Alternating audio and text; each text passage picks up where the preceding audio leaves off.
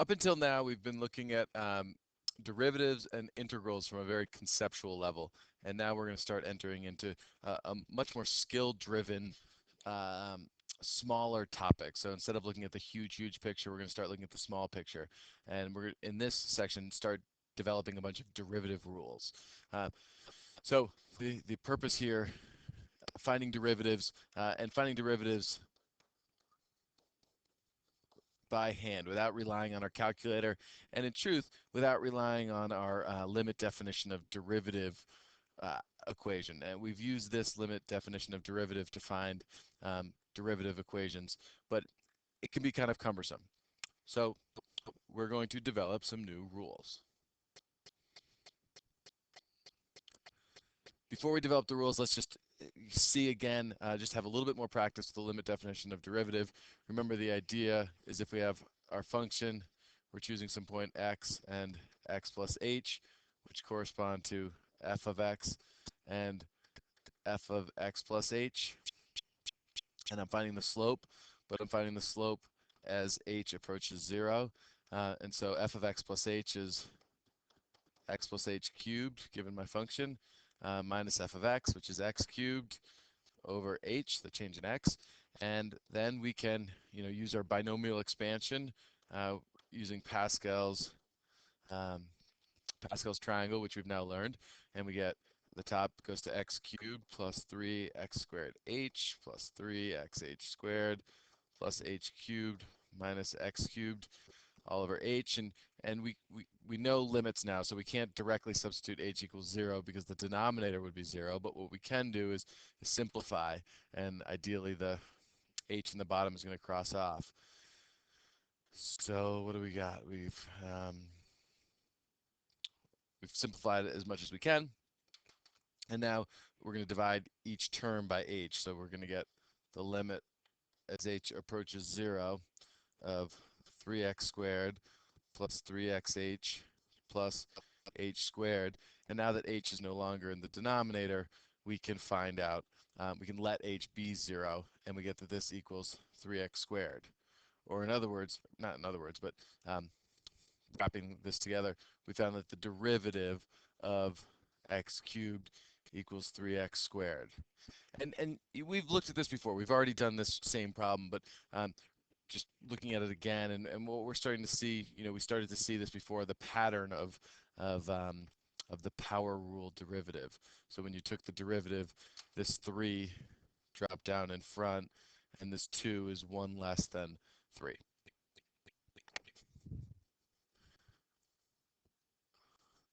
Use the limit definition to find the derivative of the following. So just for your practice sake, because it is important to be able to use the limit definition, I want you to pause the video, pause it, and go through the steps to find the derivative of this function using the limit definition, similar to what we just did. So pause the video, do it, and once you're done, I will walk you through the process.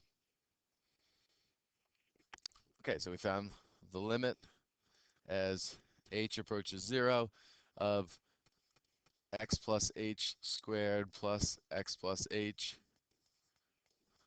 minus, and make sure you keep parentheses, x squared plus x all over h, which equals limit as h approaches 0, x squared plus 2xh plus h squared plus x plus h minus x squared minus x all over h. So the x squareds are going to go away, and the x goes away.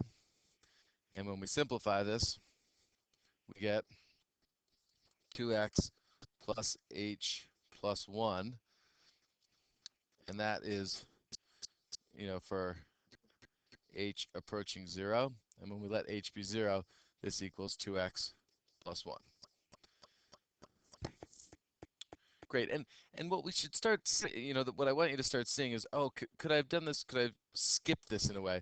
So, using this rule that we were thinking we know, if I wanted to find the derivative of x squared plus x, I'm jumping ahead of myself a little bit, but think of this as x squared plus x to the 1. So the derivative, well, if we look at the first term, the 2 drops down, then x to the 2 minus 1 is 1.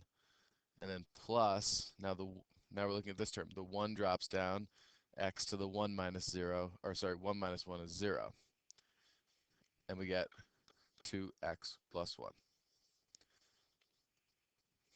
So now we just need to, in the next little bit, we're going to kind of confirm how we can do that. Okay, so first, if our function is a constant, so what we're doing is we're developing derivative rules and derivative understanding. So if our derivative is a constant, like f of x equals c, or just for to have a number, f of x equals 4, that's a horizontal line. And if we want to think about the derivative of a constant function, so the derivative with respect to x of some constant, well, remember the derivative is talking about our slope. What's the slope of this line? Well, the slope, or dy dx, because that's measuring my slope, the slope of this line is 0. It's not changing. So derivative is measuring change. A constant value is constant, therefore it's not changing. So the derivative of a constant is always going to be 0. What about a linear function? So given f of x equals mx plus b, well, a linear function is a function that has constant change. So as an example, we could have like 3x plus 2.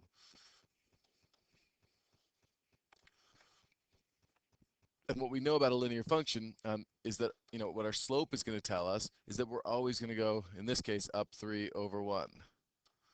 Up 3 over 1. Constant, always. So the derivative, and remember the derivative is talking about what is our slope. The derivative of a linear function will always be what? What should it be? Take a second to think about what the derivative of a linear function should be, and you should get that, yes, it is our slope. Remember, the derivative is measuring slope. For a linear function, we've got a constant change or a constant slope. So the derivative will always be our slope.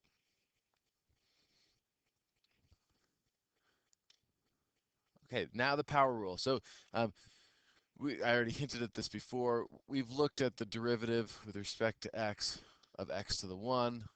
Well, this is just a linear function with slope of 1. And we know that the derivative of a linear function is just the slope. We also know that the derivative with respect to x of x squared, we've looked at that before, is 2x to the 1. And the derivative with respect to x of x cubed is 3x squared. And already you've made the conjecture and generalized, but now we're just going to kind of formally say that the power rule is that the derivative with respect to x of x to the p equals p x to the p minus 1. That the power drops down in front, and then the exponent goes down by 1. So the book uses n instead of p, but it's the same idea.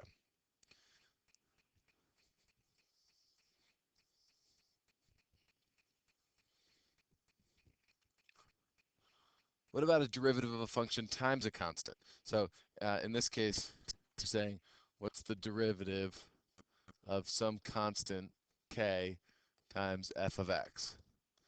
And I'm not going to go through the formal proof of this, and if you're interested in a formal proof, we can chat about it after class or in class, or you could do a little research. But the derivative of a constant times a function is the same as constant times the derivative of the function. In other words, you can pull the constant out in front. Well, how does that help us? For example, if I said, what's the derivative of 5x squared? Well, we don't, right off the top of our head, we don't know what the derivative of 5x squared is, but we could think about that as 5 times the derivative of x squared. And now using the power rule, we know that the derivative of x squared is 2x. So the derivative of 5x squared is 10x. I think written in a little bit more shorthand, the way that you'll get to be writing it is if I said like the derivative of 10x to the fifth, you note, okay, well, this is a constant. So that constant's going to stay in front. So this is going to equal 10 times, and now we take the derivative of x to the fifth, and that's 5, because the 5 comes down, x to the fourth, which is 50x to the fourth. Okay, another rule that we're not going to spend too much time deriving, but just having a chance to see, is that the derivative is it distributes over addition and subtraction. So in other words, if I have the derivative of f of x plus g of x, that equals the derivative of f of x plus the derivative of g of x. Similarly, the derivative of f of x minus g of x equals f prime of x minus g prime of x. So we can distribute the derivative. It does not distribute over multiplication and division. It does not, it does not, it does not, it does not distribute over multiplication and division. And we'll look at that later, but we can distribute the derivative over addition and subtraction. So just an example of how that might work, if I said what's the derivative, and we already did a problem very much like this, what's the derivative of x cubed plus 4x squared? Well, this equals the derivative of x cubed plus the derivative of 4x squared. And then we can use the power rule and the constant rule, and we get that this is 3x squared plus 4 times 2x, or 3x squared plus 8x. So here are the rules that we've looked at. We've got our limit definition of derivative. We've got the derivative of a constant. What we don't have is the linear equation f of x equals mx plus b. Then the derivative is just m. We've got our power rule, we've got the constant multiple rule, and the sum and difference rule. So these are the rules that we're going to be looking at in the problems for next class. But this allows us, understanding these rules allows us to take derivatives much easier now than using that. So just as a little bit of practice, find the derivative of the following function using the rules.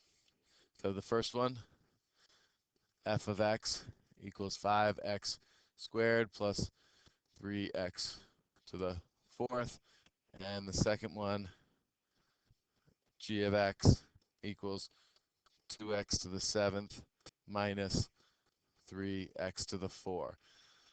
And what I'm going to do is I'm going to stop this video. I want you to try these on your own, and then in the next video I'll have the solution to these, including one additional problem.